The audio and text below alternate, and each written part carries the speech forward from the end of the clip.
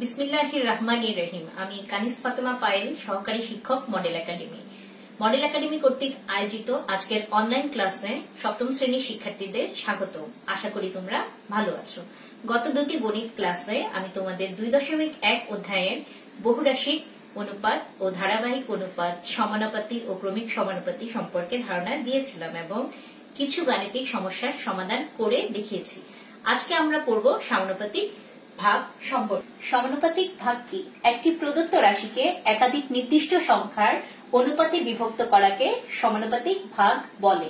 যেমন 500 টাকাকে 3:2 অনুপাতে ভাগ করতে চাচ্ছি। এখানে মোট টাকা কত? 500। এই মোট টাকা হচ্ছে আমার প্রদত্ত রাশি। তারপর প্রদত্ত অনুপাত 3:2 বলেছে একাধিক নির্দিষ্ট সংখ্যার অনুপাতে। 3 এবং 2 আমার নির্দিষ্ট দুটি সংখ্যা, ওই দুইটার অনুপাতে। অনুপাতের সংখ্যাগুলো যোগ করতে হবে আগে। অনুপাতের সংখ্যাগুলো যোগফল 3 + 2 5, তাহলে আমার মোট হলো 5। তাহলে আমার প্রথম ভাগ, এখানে দুইটা ভাগ, একটা 3 ভাগ আর একটা 2 ভাগ। 5 ভাগের 3 ভাগ হচ্ছে প্রথম ভাগ, 5 ভাগের 2 ভাগ হচ্ছে দ্বিতীয় ভাগ। তাহলে মোট টাকা হচ্ছে আমার 500। আমি প্রথম ভাগ যখন বের করব তখন 500 টাকার 5 ভাগের 3 অংশ হবে প্রথমে। তাহলে এখানে 500 5 কাটাকাটি হলে হয় 100, লব 100 লব 3 গুণ হয়ে যাবে 3 100 300। দ্বিতীয় ভাগ ঠিক একই ভাবে 500 টাকার 5 ভাগের 2 ভাগ, 500 টাকার 5 ভাগের 2, 5 দিয়ে 500 কে কাটলে 100, 100 আর 2 গুণ করলে 200। আমি দুটি ভাগ পেয়ে গেছি। তাহলে আমরা কি জানলাম? সমানুপাতিক ভাগটা কি? একটি নির্দিষ্ট রাশিকে একাধিক সংখ্যার অনুপাতে বিভক্ত করাকে সমানুপাতিক ভাগ বলে। তোমাদের বোঝার সুবিধার্থে আমি পাঠ্য বইয়ের 8 নং অঙ্কটি করে দিচ্ছি। প্রশ্নটি হলো 2160 টাকা রুমি, জেসমিন ও কাকুলির মধ্যে 1, 2, 3 অনুপাতে ভাগ করলে কে কত টাকা পাবে? তাহলে এখানে মোট টাকার পরিমাণ কত দিয়েছে? প্রশ্নটি হলো 2160 টাকা রুমি, জেসমিন ও কাকুলির মধ্যে 1, 2, 3 অনুপাতে ভাগ করলে কে কত টাকা পাবে? তাহলে এখানে মোট টাকার পরিমাণ কত দিয়েছে? 2160। এবং রুমি, জেসমিন, কাকুলি মোট 3 জন। 3 জনকে 1, 2 এবং 3 তিনটি অনুপাতে ভাগ করতে বলেছে। তাহলে সব শুরু করা।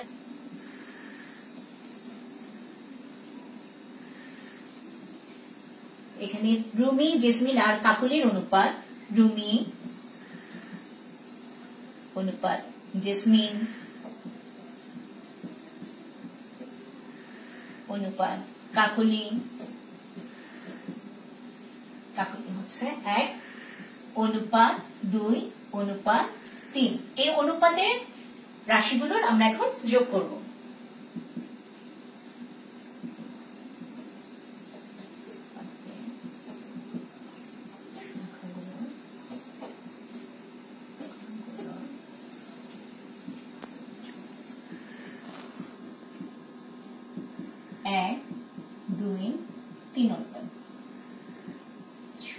আর আমাদের মোট টাকা ছিল 2160।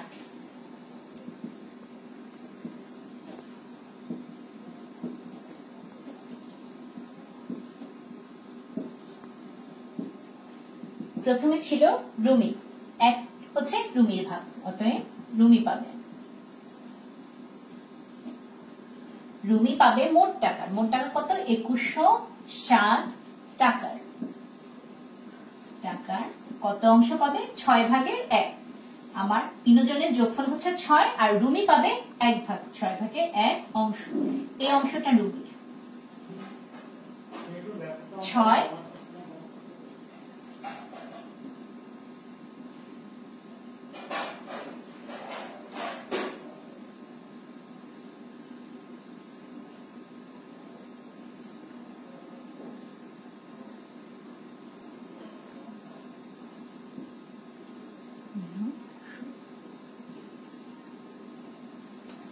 6 দিয়ে 2160 কে ভাগ করলে 360।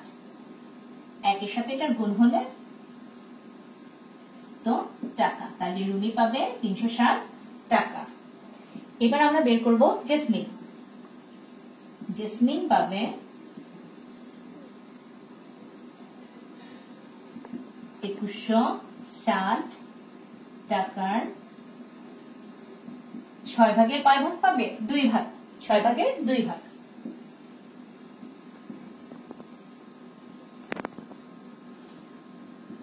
ছয় দিয়ে এটাকে কাটাকাটি করলে 360।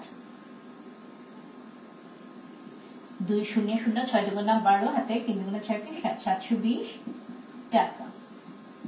এবার বাকি আছে কি কাকুলি। তাই কাকুলি পাবে 2160 টাকার 6 ভাগের কত ভাগ? 3 ভাগ।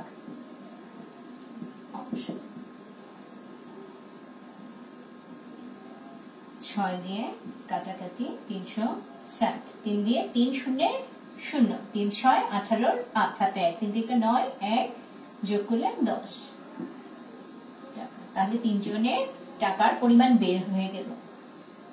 তাহলে 360 টাকা ঢুকে গেল। 360 টাকা। জেসমিন পেল 720 টাকা এবং কাকুলি পেল 1080 টাকা। আশা করি তোমরা সমাধানটি বুঝতে পেরেছো। আশা করি তোমরা 8 নং অঙ্কটি বুঝতে পেরেছো। এখন চলো আমরা তোমাদের গণিত বইয়ের 7 নং অঙ্কটিও করে ফেলি। রহিম সাহেবের 3 পুত্রের বয়স যথাক্রমে 5 বছর, 7 বছর ও 9 বছর। তাহলে এখানে রহিম সাহেবের কয়জন পুত্র? 3 জন পুত্র। তাদের বয়স হলো 5 বছর, 7 বছর, 9 বছর। তিনি 4200 টাকা, মোট টাকার পরিমাণ হচ্ছে 4200। 3 পুত্রকে, এই 3 জনকে তাদের বয়সের অনুপাতে, মানে প্রথম জনকে 5, দ্বিতীয় জনকে 7, তৃতীয় জনকে 9 অনুপাতে ভাগ করে দিলেন। কে কত টাকা পাবে? চলো সমস্যাটি সমাধান। এখানে 3 জন পুত্রের বয়সের অনুপাত। 3 পুত্রের বয়সের অনুপাত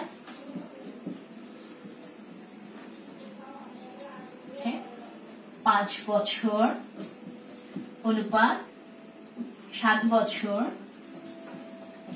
অনুপাত 9 বছর। এবার আমরা আগের মতো অনুপাতের রাশিগুলোর সমষ্টি নির্ণয় করব।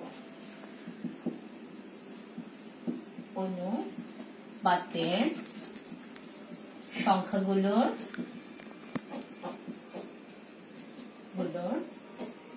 যোগফল।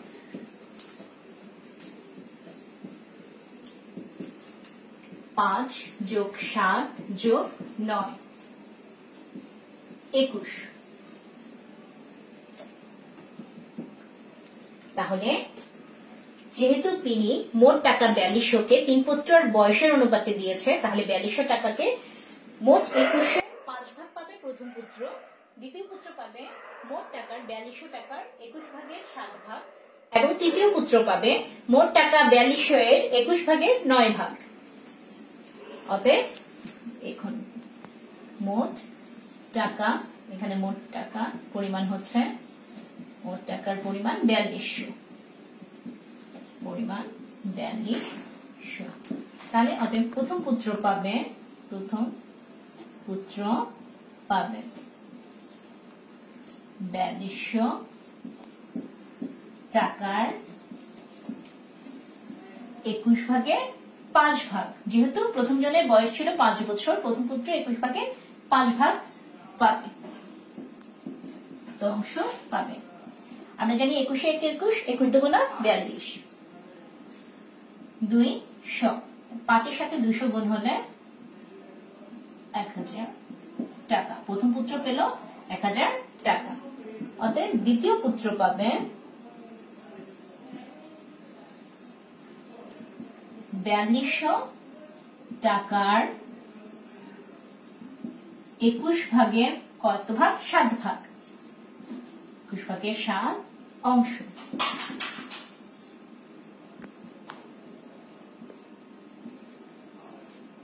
7 দুগুণা 14, 1400 টাকা পাবে দ্বিতীয় পুত্র। অতএব তৃতীয় পুত্র পাবে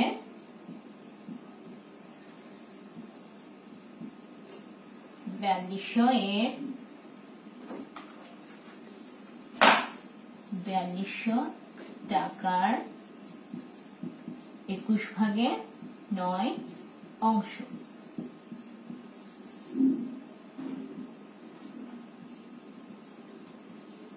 9 দুগুণা 1800 টাকা। পুত্র পাবে 1800 টাকা। তাহলে আমরা 3 পুত্রের কে কত পেল নির্ণয় করে ফেললাম। প্রথম জন 1000 টাকা, দ্বিতীয় জন 1400 টাকা, তৃতীয় জন 1800 টাকা। আশা করি তোমরা 7 নং অঙ্কটিও বুঝতে পেরেছো। আমরা তোমাদের 2.1 অধ্যায়ের 7 ও 8 নং অঙ্কটি করলাম। আশা করি তোমরা সমানুপাতিক ভাগ ভালোভাবে বুঝতে পেরেছো। তোমাদের 2.1 অধ্যায়ের পৃষ্ঠা নং 24-এর 7 ও 8 এবং পৃষ্ঠা নং 25-এর 14 ও 15 এই 4টি অঙ্ক একই নিয়মের। আমি 2টি গাণিতিক সমস্যার সমাধান 7 ও 8 দেখিয়ে দিয়েছি। তোমরা অবশ্যই 14, 15 এবং এমনকি 4টা অঙ্কই বাসায় করবে। তাহলে আজ এ পর্যন্তই। ভালো থেকো।